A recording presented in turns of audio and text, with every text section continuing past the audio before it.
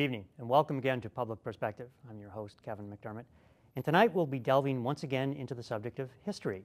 And our guest tonight is Professor Robert Johnston from the University of Illinois Chicago, and he is a specialist in a number of things, but one of them is the history of the middle class, something that's a hot topic today. So, Professor Johnston, thank you so much for being here. Oh, good evening, Kevin. It's delightful to be here. So let's start with some basics. You've studied a number of things, but when we've discussed it, it's the middle class is a particular subject of interest, and it's very hard even to define what the middle class is. So why don't we start there? What is the middle class? Sure. Well, I'm afraid I'm going to have to give you an answer that might not be very helpful, but we'll get around to helping make it helpful, which is that I don't think there is a way to define the middle class. There, in fact, is not such a thing as the middle class. And here's how we get there, which is, of course, people talk about the middle class all the time. It's a really important part of political and cultural rhetoric in our country and has been really for a couple centuries. But people mean so many different things by it that really there's no one single beast that we can pin down as the middle class. And scholars can't do it any better than ordinary citizens can. So why do we use the construction if there's no real definition? How do we use it in a meaningful way? For sure. So there are people in the middle. There are folks who definitely by matters of education, income, wealth, property, even cultural status are in the middle. And what they're doing is constantly trying to define themselves in terms of their class identity. Class in America, I think, is not dead at all, but in fact people deeply care in many ways about what kind of class they're in and how that matters in their lives. The thing is, different people mean so many different things by that category middle class, or there's so many different ways that you might measure middle class, that if I say I'm middle class, it may be very different from what you mean by middle class, or what Bill Gates means by middle class, or what a homeless person might mean by middle class. In fact, there's the great joke about if Bill Gates walks into a bar, the average income goes up by a few billion. Quite, yes. So what is a useful definition? And I'll ask that in a broader context. We read a lot about the problems of the middle class. There was just a recent study released about the regression of wealth, both income and net assets, of the average or the median American family. It was about 10 or 20% drop in income since 2007, 40% drop in net worth since 2007. And that's at the median, which of course is a statistical meaning, you know, half or higher and half or lower. But how does that, if we're talking about the struggles of the middle class, sure, that's a hot political topic. So in that sense, what kind of definition should we use of what the middle class is? Good. Well, no, and I don't mean to imply, because we can't define the middle class in any hard and fast way, that it's not useful to speak in ways that people do currently, such as there is an attack on the middle class. And in fact, I think there does seem to be an attack on a lot of people in the middle, millions of people in the middle, so we could call that an attack on the middle class. But if I, for example, to make it more precise, mean that, say, roughly if you live in the Chicago area with a family of four, that if you're around an income of $100,000, that's going to put you comfortably in kind of a middle class life. Whereas somebody else might say, $100,000, that's quite luxurious. Right, and in fact, I am closer to the middle of the income scale. Maybe my family's making more like $40,000 or $50,000. I'm middle class too. So whom exactly is being attacked? Is it the people making the $40,000? Is it the people making $100,000? Is it the people making $200,000 or $250,000, which is now kind of where a lot of politicians are bringing it up? Is it the 99%? This is where, so for example, I very much admire the Occupy movement for bringing class rhetoric back into American politics. But the rhetoric of the 1% versus the 99%, while valuable, doesn't necessarily help us figure out where the middle class is either. Right, because 99% is not the middle. That's 99% of what we work with. So I want to also circle back to something, even though I just introduced the concept of attack on the middle class. What do we mean by that? I mean, who's attacking? Why? What is the objective in an attack? You know, there's an objective to be attained, someone to be defeated. So even though I know that rhetoric comes out, when you think about an attack on the middle class, what does that mean? Who's attacking and why? To what objective? Sure. Well, primarily I think right now it's a matter of economic policies. And in some ways an attack means that there's like a mugger and somebody being mugged. And you could say that, in fact, that there are very active people in, say, conservative political movements who are trying to strip economic security from ordinary middling folks in this country, and who are trying to make sure that there's significantly greater power and privilege for wealthy people, that that is an overt attack. I think there is some of that. My own view would be that actually it's much more of a conflict over economic visions, where in one economic vision, middling folks, the middle class, comes out much better, and in another economic vision, they don't. So for example, let's say take what was happening in Wisconsin back last year with Governor Walker, and then of course very recently with the results of the recall election. There are of course very wealthy people like the Koch brothers who are behind the movement for keeping Governor Walker in power. Well, and for the destruction of public unions, essentially. Very much, very much. And I'm a proud member of a new public union, the UIC United Faculty, so I'll just throw that into the mix as well. So yes, the Koch brothers wouldn't be happy with, with our new union. They don't share a political vision with you, I'm guessing. But still, the Koch brothers essentially fund a much broader cultural and political contest between ordinary people who are trying to figure out essentially whether government-based, kind of a government social democratic economy is a better way to proceed and gives better security for middle class people, or one where labor unions are arguably as powerful as possible, or one that's much more market-based and where much more entrepreneurial and private initiative comes out. So being a historian, as you are, the values seem to have shifted dramatically in this country, where unions are now seen as the bad guys. And labor in general has seen decline in influence for the last several decades. What they do is seen as being wrong, and the public in general seems to be turning against unions.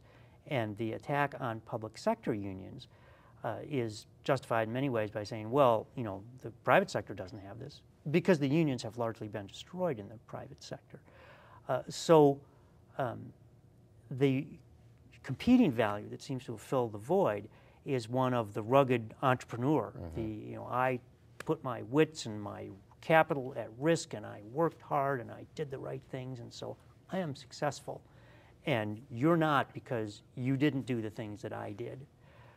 And so you've earned where you are, and I've earned where I am. And sorry it didn't work out for you.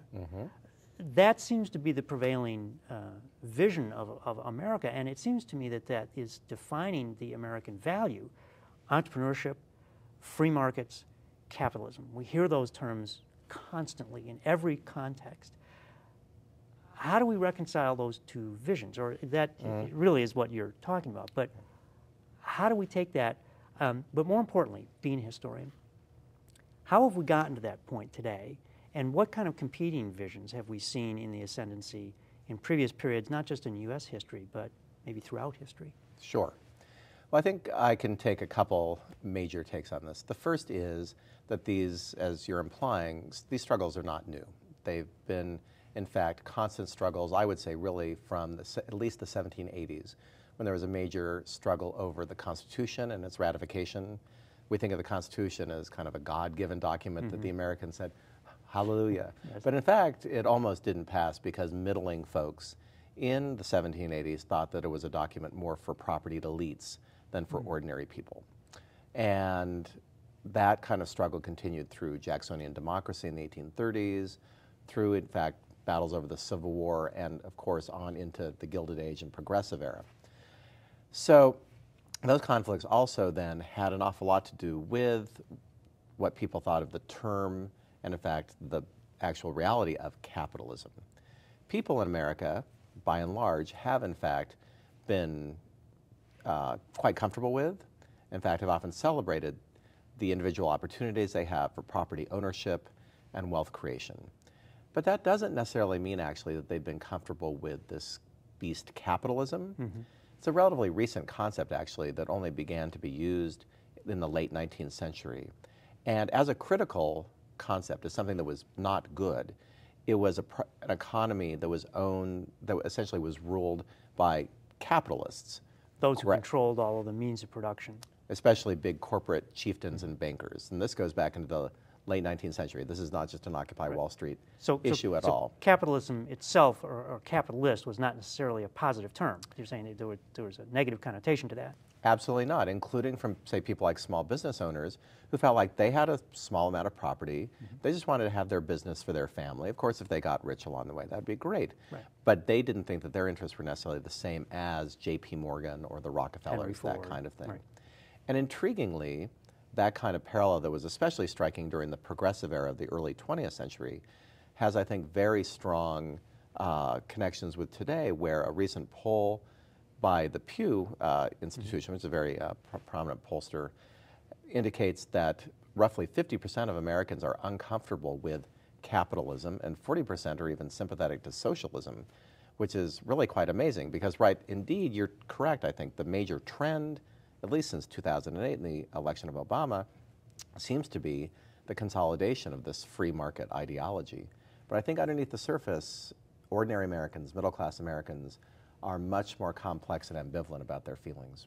Well, and you being a historian will know this, but it seems to me that historical trends tend to work that way, that when one ideology or party or faction seems to be most in the ascendancy is generally the time when the roots seem to be crumbling and there's a counterforce brewing below. Do you think that we're in one of those times? I'm a little suspicious of some theories that say that American history just operates by cycles, that essentially what comes around will come around again. I think that that takes kind of the agency away from people, and that means that they don't even have to help work to build political and social movements that really help to wait for it to get better, and eventually Right. it will. That said, I think there are very, very interesting parallels between the Gilded Age of the late 19th century, when there were great extremes of wealth and income, and where corporate power was the subject of intense public debate, and then the progressive era, say 1900 to the World War I, where there was an intense reform effort, essentially to correct many of the excesses of the Gilded Age. Right now, people are talking about living in kind of a second Gilded Age, where again there are these extremes of wealth and power, and how, in fact, there might, in fact, be a new progressive era coming. And interestingly, Barack Obama has very much seized on this, especially in a speech he gave in Osawatomie, Kansas, channeling Theodore Roosevelt, who said that, in fact, we need to preserve the middle class. We need to recognize that a strict private market-based economy is not the way to go. The government has a real role in creating social harmony. In fact, I just read a quote that's talked about the rich having to pay their fair share, and that the tax burden had to be shared by all alike, and that those who sheltered their wealth overseas or who paid next to nothing on the millions they made were not being faithful to America, and that this had to be corrected, and that we needed to address this right away. And the speaker was Ronald Reagan. And that was 2 decades ago. That was not ancient history, and of course he's now held up as the paragon of the free market. But let's talk a little bit about capitalism and the perception of what it is and what role it plays here. How would you characterize the economy of the United States? And understanding that, you know, there are always shades of gray, right? But we're not completely capitalist. We're certainly not completely socialist. You know, how would you describe what we are today and maybe what we have been at different times, say even in this century? Yeah, sure. Well, look, I think my dissertation advisor would not approve of this because he feels that, in fact, we have a very socialist economy because we have such strong. But you're tenured now, so that matters less, right? I fought him even when I was a dissertation student. So, but I think the issue is, in fact, that we don't just have a capitalist economy. And some conservatives understand that and bemoan that and would like to move much more toward a pure form, as they see it, of capitalism. And others on the left, of course, would like to move us even more in the direction of social democracy.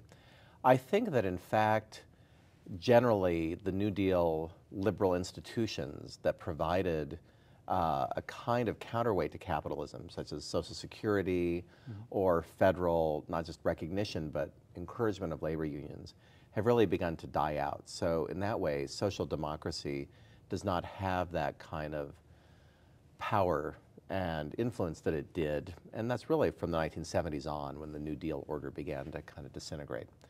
But that said, people are still relatively sympathetic in polls, even if it doesn't show it in the private sector, to unions, and they're very concerned about wealth and inequality. They feel like there should be a kind of moral economy, and that plays out, for example, in the way people talk about entrepreneurship. It's not necessarily just to get rich and become the next Bill Gates. It is, in fact, to have a comfortable existence, to be able to support your kids, live in a decent place with a decent school, and kind of have a moral economy. And we see that especially in the relatively constant rate of small business production and decline. Small businesses are constantly being born and died. Right. But really, over the course of the century, there's been a surprising continuity to the percentage of the economy that's been based in small business. Corporations, of course, are very powerful. I'm not going to deny that. In many ways, they're more powerful politically than at any time in this century. But even the Gilded Age. well, in the late 19th century, I might go back and say that that would be the prime time of their power.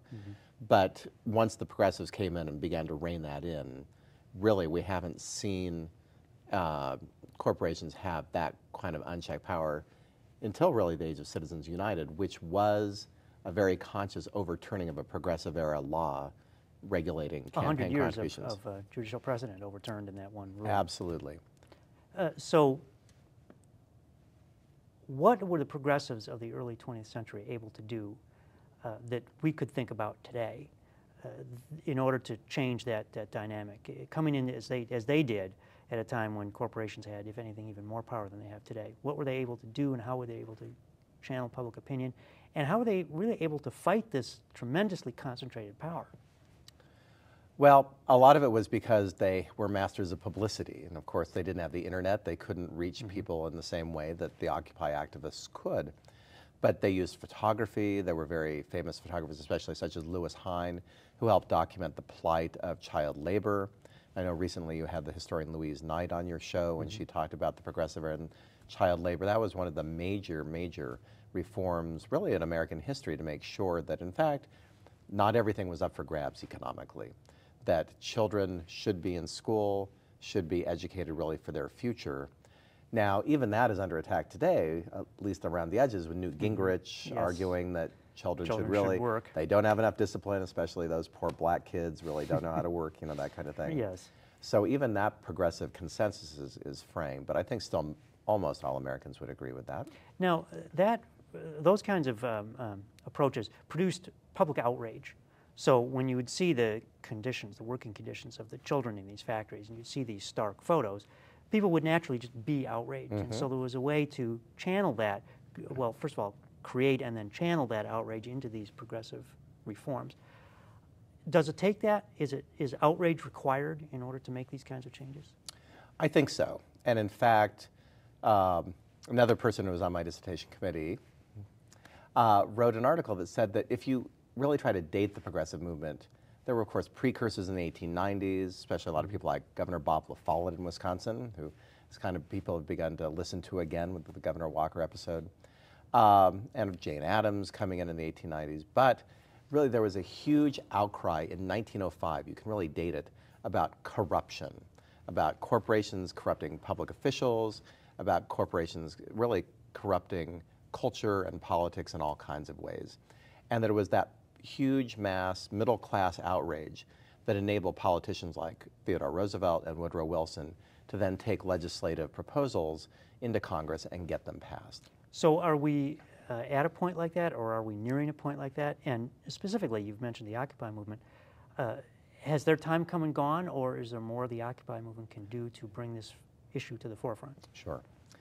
Well, I'll start with the last part first, which is my sense is, but historians are not mind readers or Yes. fortune tellers, is that Occupy largely has, as a movement in and of itself, its time has passed, that it really did put these issues on the table, and that it will be influential both in terms of how electoral politics plays out, and then also critically how social movements might be built, because that was the other point I wanted to make in terms of outrage. Outrage is not enough.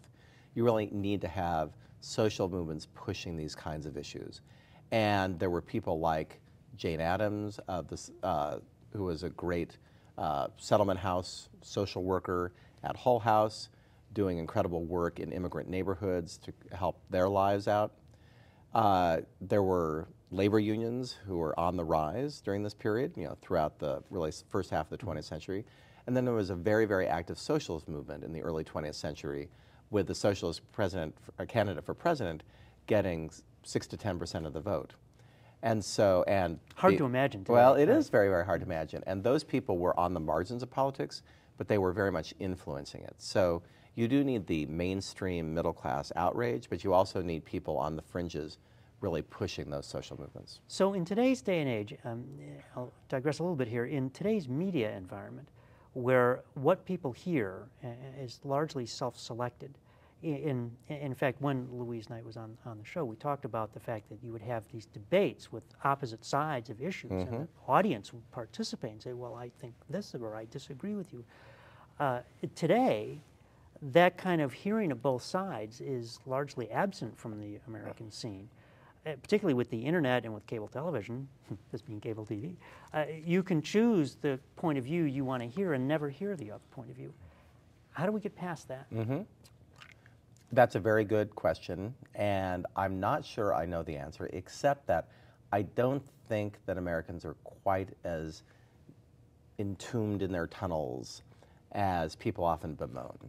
Then my sense is that, I know people who watch Fox News, even though most of my good liberal friends don't. Right. But in fact, the people who watch Fox News do also actually try to reach out and read more leftist-oriented periodicals and blogs and websites and that kind of thing. But you live in an academic environment.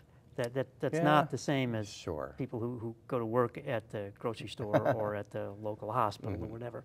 It's quite different from the person making $35,000 or $40,000 a year. It's a different intellectual environment. So is that really applicable to America as a whole? Yeah. Well, generally that is a fair kind of, what are you talking about there, Professor Johnston, kind of question. But I will say I was kind of raised working class, lower middle class. I still have family and friends who have not been kind of gotten into the same academic cultured circles as I had, that kind of thing. And I think they're very thoughtful people who really do try their best to listen to different sides of opinions. Those folks may not be the majority. Perhaps the majority has that kind of tunnel vision. But if that's the case, then I think it behooves all of us as citizens to tap into a potential which I think is there for kind of deliberative democracy, where in fact you create opportunities for public forums where you invite people, encourage people, hector people to come out and listen to a wide variety of different speakers and encourage them to voice their views too. So in a sense, the cure for this problem, which I think very much does exist, is in fact to try to nurture a more robust, kind of even radical democracy. Would media play a role? Well, media of course plays a role in everything, but given the segmentation of television, for example, I mean, you have MSNBC, who is really taking the liberal point of view, and you have Fox News, who is taking the conservative point of view. Is there something that people should be thinking about to try to reorient how media operates in order to help address this issue of divided opinions and not getting both sides of the story? Sure. Not being a media specialist, I would actually throw that question back to you. But I guess what I would say as a historian is that partisan media has actually a very long tradition in this country. And indeed, the kind of period really from World War II to, say, the 80s, 90s, right before the internet era, where there was kind of mainstream media that everyone watched. Everyone watched Walter Cronkite, everybody read Time magazine. Right. That is the aberration in American history. And in fact... That's not the norm. No. During the 1790s, the Jeffersonians and the Hamiltonians were screaming treason at each other and using their newspapers to, plant horrible, dirty secrets about each other. That may or may not have been true. Well, generally were not, but sometimes were, relating to illegitimate paternity and these kinds of things. Right. That very much continued through the Jacksonian period in the 1830s, where people just were utterly ruthless. The kind of caricatures of the late 19th century and early 20th century are priceless. if you look at them. And people thought that actually the way media should operate was as an overt expression of political opinion as well as presentation of fact. Fierce advocates for a particular position or point And of I view. think in right? many ways that was more democratic to have those many voices out in the public sphere. So is today more reminiscent of that, particularly with the internet, where many points of view are in fact expressed? Absolutely. No, and I think encouraging in that way. We should be listening to each other. We often don't listen to each other, but when we're kind of yelling and screaming at each other, some of that gets through and maybe makes a difference. Even in the loudest and most seemingly uncomfortable kinds of situations, right? I think so. So, coming back to the middle class, and we talk about the aberration of the news media, you know, that middle period right after the war till the 80s was the aberration. The middle class flourished during those same decades. Was that preeminence of the middle class an aberration, or is that a norm we could expect to return to? Classic scholarly answer, yes and no. And here's where I'll go with that. There was a kind of mass prosperity, an ability to own a home, get a college education, to have be free of debt even, which is a very significant marker, at least it used to be of middle class status, that really did represent a kind of golden age for the middle class. And it was very tied in with the fact that is the highest percentage of union representation in the private workforce, and very high tax rates, up to including 91% for wealthy people under a Republican president, Dwight Eisenhower. Astonishing to think about that. It's quite astonishing, yes. So that said, yes, there was this golden age of the middle class, and it's really dismantled and fallen apart. That said, there have been people claiming, and often with legitimacy, that the middle class has been under severe attack, again, really from the 1780s onward, and this is a constant theme in American political discourse. The middle class is dying, the middle class is being destroyed, and somehow it survives, like a cockroach after a nuclear war, I suppose. And I think that's because, in many ways, the United States is not completely distinctive in this way, in the way that Americans often like to think, but the idea of the middle class, the power, the cultural as well as economic and political power of the middle class here is distinctive historically. It has very strong historical roots, and even with this current attack, I don't see that going away. I can't think of a better way to sum up the show. So, Professor Johnson, thank you so much for being here and being my guest. It's been fascinating, and I hope you'll come back because these issues won't go away quickly. There'll be plenty more to talk about. Thank you. I'd love to. And thank you for joining us again on Public Perspective. I'm your host, Kevin McDermott. You can find us every Saturday night on Channel 19 Comcast at 8 o'clock. You can also see us on the web at publicperspective.tv. Till next time, thank you and good night.